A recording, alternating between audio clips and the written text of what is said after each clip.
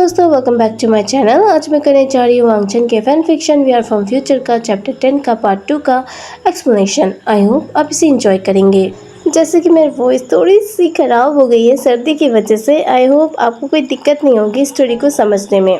तो चलिए पार्ट की शुरुआत करते हैं। जैसे कि लास्ट पार्ट में हमने देखा था कि वी वुचान वांगजी की खूबसूरती में खो गया और उसे एहसास ही नहीं हुआ कि वांगजी कब से उसे ही देखे जा रहा था। वी वुचान तभी भी नहीं रुका जब वांगजी ने उसे वहीं के पुकारा। उसके कानों में तो कोई स्वीट से गाने गूंज रहे थे। वी वुचान को तब होश आया जब सुजी ने उसे हिलाया और उसने अपने आसपास देखा कि हर कोई उसे शक की निगाहों से देख रहा है। तभी जैंग जैंग वी वुचान से कहता है, तुम क्या कर रहे थे? तुम हांग वांगजू को ऐसे क्यों देख रहे हो जैसे कि तुम उसे खा जाओगे? जंग जंग की ऐसी जोरदार आवाज सुनकर वी वुचान ने तो तुरंत अपना कान ही ढक लिया। अब सिचुएशन का फायदा उठाते हुए जिन ग्याओ ग्याओ वी वुचान से पूछता है, तुम क्या सोच रहे थे? ये सुनते ही जैंग जैंग कहता है, भला वो क्या सोच रहा होगा? मुझे यकीन है कि वो सोच रहा होगा कि वो कैसे हांग वांगजून को बेवकूफ़ बनाए और उसके साथ मजाक करे। वी वुचान शर्मिंदा था, सिचुएशन को लेकर नहीं बल्कि लैनज़ैन के लिए अपने थॉट्स को लेकर। कैसे वो अपने दोस्त के बारे में ऐसा कुछ सोच सकता है? अगर वांगजी को अपने बारे में वी वुचान के गंदे थॉट्स का पता चल जाए तो वांगजी क्या सोचेगा? उसे वी वुचान से घिन आ रही होगी। हो सकता है कि वो वी वुचान को अवॉइड करे या उसे सज़ा दे।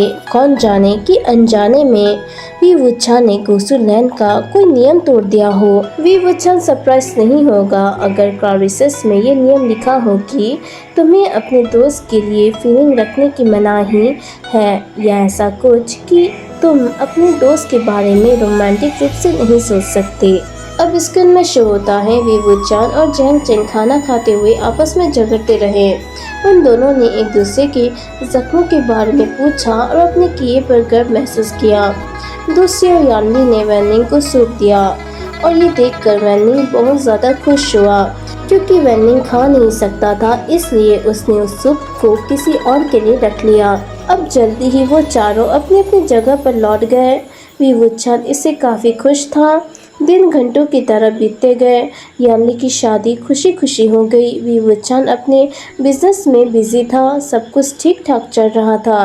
वी वुचान ने कमल के बीज भी बोए और उसका रिजल्ट अच्छा आया।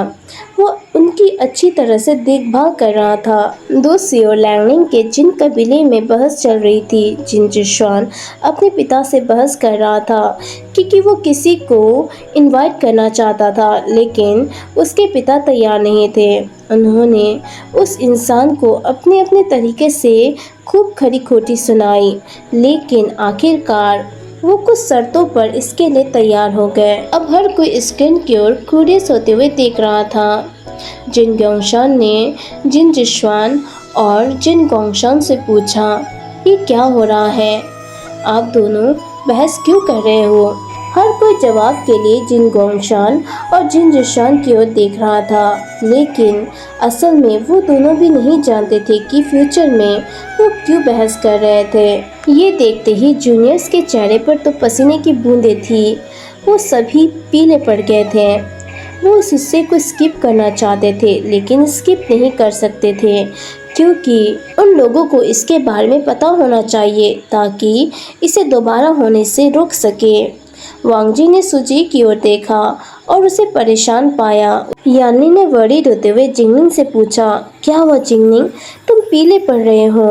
यानी ने जिंगनिंग का चेहरा अपने हाथों में लिया ताकि वो उसकी ओर देख सके, लेकिन जिंगनिंग उसकी ओर देख नहीं पाया बल्कि उसकी आंखों में आंसू बहने लगे।